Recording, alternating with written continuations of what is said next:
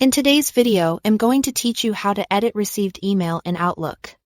This is handy when you need to fix a typo, add a keyword for better search, or jot a quick note into the message you've already received.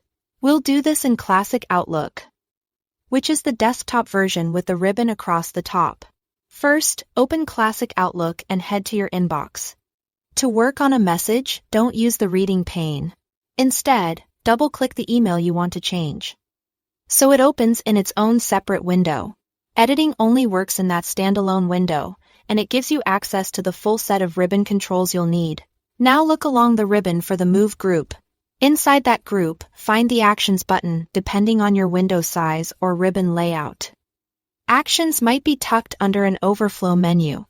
If you see an icon with 3 dots, click it to reveal more options and you should see Actions there.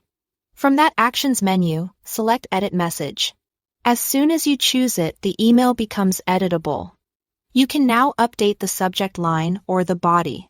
This is great for adding clarifying keywords you'll search for later, tidying up formatting, or noting quick context like a project code. Keep in mind that you are editing your local copy of the message only. It doesn't change what the sender wrote on their end or what anyone else received. If you add notes, consider using brackets or a short prefix so you can tell at a glance what you added versus the original content. When you are done, save your changes. Press Ctrl+S on Windows or Cmd+S on a Mac. You can also go to File and choose Save. Saving locks in your edits and helps Outlook index the updated subject and body for search. If you forget to save, the changes may not stick, especially if you close the window or switch tasks. Finally, close the message window.